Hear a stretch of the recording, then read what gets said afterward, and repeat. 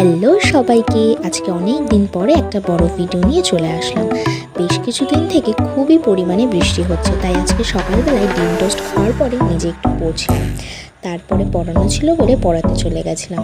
পড়ানোর পরে স্টুডেন্ট বলল, ম্যাম চলো আজকে পেপার দিয়ে নৌকা বানাই। তারপরে আমিও স্টুডেন্ট পেপার দিয়ে নৌকা বানিয়েছিলাম। ওদের বাড়ির সামনেই বেশ জল জমেছিল, তাই নৌকাটা ভাসিয়ে দিয়েছিলাম।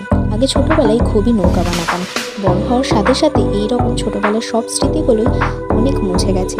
বাড়ি আসার পরে দেখি বাগানে যে টিনের ঘরটা রয়েছে সেই ঘরটা একদম পুরো জলে ডুবে যাওয়ার মতো অবস্থা হয়ে গেছে। মা আর একটা দিদি মিলে রান্নাঘর থেকে রান্নাঘরের সব জিনিসপত্র পাকা ঘরে নিয়ে যাচ্ছে। কতটা বৃষ্টি হচ্ছে তোমরা তো দেখতেই পাচ্ছ, বেশ ভালোই জল জমে গেছে। আমি তো ভেবেছিলাম আরেকবার হয়তো বৃষ্টি হলে ঘরে জল ঢুকে যাবে, যেখানে ঘুমানো যায়। আগে বৃষ্টিতে ভাবতাম যে এত বৃষ্টির মধ্যে স্যার ম্যামরা কী করে পড়াতে যায়, এখন নিজের টিউশন টিচার হয়ে বুঝতে পারছি কী করে পড়াতে।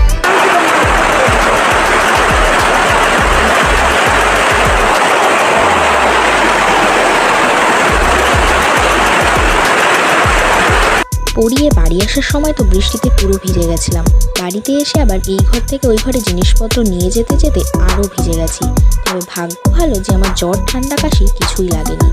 আর এইটা ছাদের থেকে তোমাদেরকে দেখাচ্ছি যে কতটা জল জমেছে। দেখে হয়তো সেরকম একটা বোঝা যাচ্ছে না, কিন্তু বেশ ভালোই কিন্তু জল জমেছিল। আকাশ তো পুরো ঘন কালো মেঘে ভরে রয়েছে।